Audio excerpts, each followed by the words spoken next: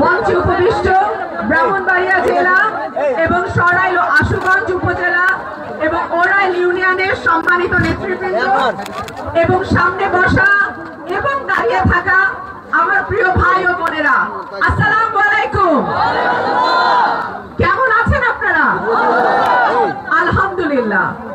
আমি গত 12-13 বছর অসংখ্য জনসভায় গেছি। গত 12-13 বছর বহু জায়গা থেকে আমাকে হায়ারে খেলোয়াড় নিয়ে যায় না, ভালো ফুটবল খেললে যায়, তো আমাকে এরকম হায়ারে নিয়ে যায় তো বক্তৃতা করার জন্য। বহু বিভাগে বিভাগে ঘুরছি, জেলায় জেলায় ঘুরছি, কোন মিটিং এ দেখি নাই আমার ভাইয়ের সংখ্যা যত আমার বোনের সংখ্যাও তত।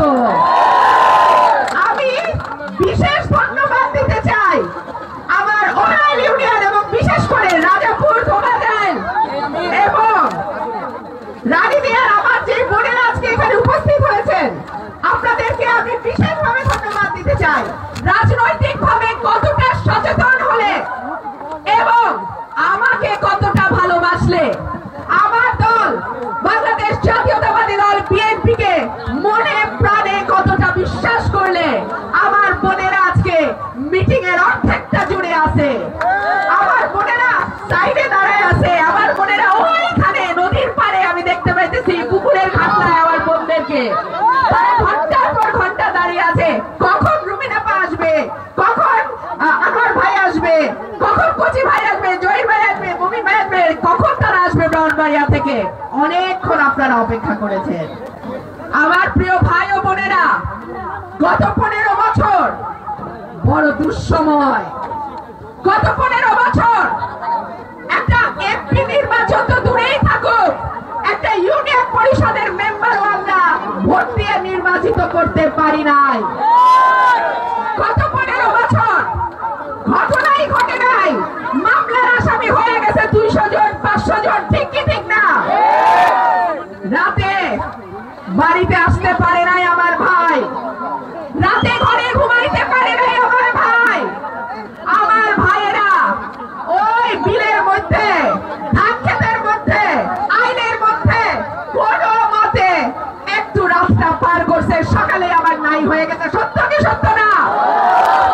আমার ভাইয়েরা মোবাইল ফোন রাখতে পারে নাই, পুলিশ প্রশাসন এই মোবাইল ফোন দিয়ে ট্র্যাক করে করে আমার ভাইদেরকে ধরছে। আমি বলছিলাম 2024-এ নির্বাচন করো, হাসিনা করতে পারো, 1 বছরের বেশি মসনদে টিকবা না। আলহামদুলিল্লাহ, আল্লাহর দরবারে কোটি কোটি কোটি শুকর, 7 মাস টিকতে পারে নাই। ওই গণভবন যেটা সে 1 টাকা দিয়ে কিনা নিতে চাইছিল, মনে করছিল গণভবন তার বাপের বাড়ি, পৈতৃক সম্পত্তি, সেই গণভবন থেকে হেলিকপ্টারে করে ওই যে উড়াল দিছে, আর আসতে পারে নাই। এবং আমরা যদি ঐক্যবদ্ধ থাকি, আমরা যদি একত্রে থাকি, আমরা যদি সঠিক মানুষকে রাজনীতিতে নির্বাচিত করতে পারি, ইনশাআল্লাহ বাংলাদেশে আর দ্বিতীয় হাসিনা আমরা তৈরি হইতে দিব না। আপনারা জানেন অনেক সংস্কারের কথা হচ্ছে, সংস্কার ভালো জিনিস, সংস্কার দেশের এবং মানুষের কল্যাণের জন্যই করা হয়। তবে এইটুকু মনে করায় দেই, প্রথম সংস্কারের কথা বলেছিল দেশনেত্রী বেগম খালেদা জিয়া 2016 সালে, যখন তিনি ভিশন 2030 বলে একটা দলিল প্রকাশ করেন।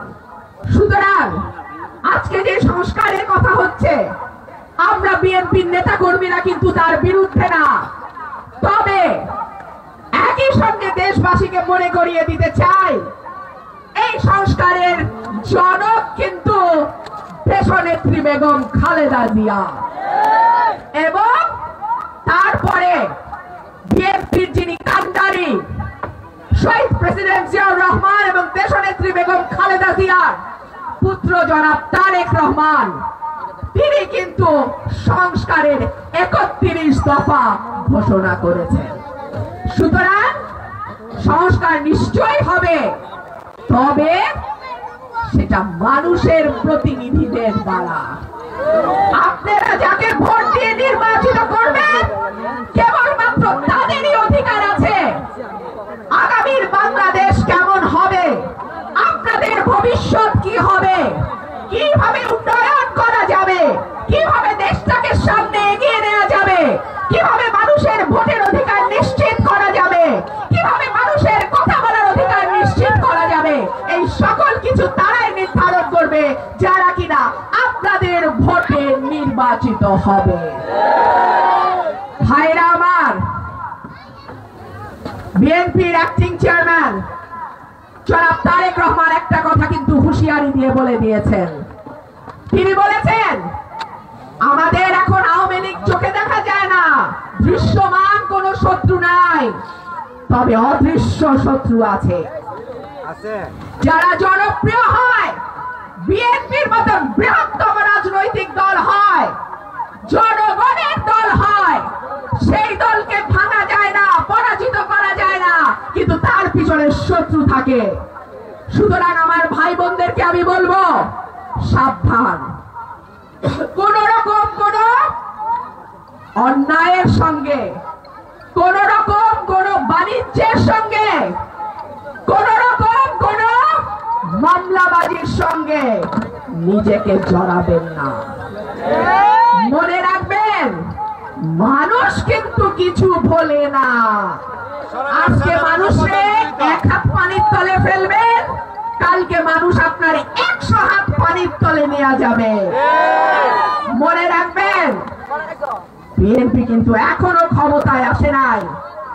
আমার ভাই বলছে কথা বলার সময় চোখ যেন মাটির দিকে থাকে। মানুষের মন জয় করবেন, মানুষের ভালোবাসা নেবেন। আপনারা যে আমার কাছে আজকে এত মানুষ জড়ো হয়েছেন, একটা টাকার চকলেট নিয়ে আপনাকে আমি দিতে পারছি পারি নাই, কিন্তু মনের টান, ভালোবাসা, এবং আপনারা বিশ্বাস করেন যে আমি যদি নির্বাচিত হই ইনশাআল্লাহ আপনাদের দাবি দেওয়াগুলো আমি পূরণ করব। সেই কারণেই তো আজকে আপনারা আসছেন, তাই না? সুতরাং নিজ নিজ এলাকায় আপনি রুমিন ফারহানা, নিজ নিজ এলাকায় নিজের বাড়িতে আপনি বিএনপি, এইভাবে আচরণ করবেন যেন মানুষ ভালোবাসার টানে বারবার আপনার কাছে ছুটে আসে।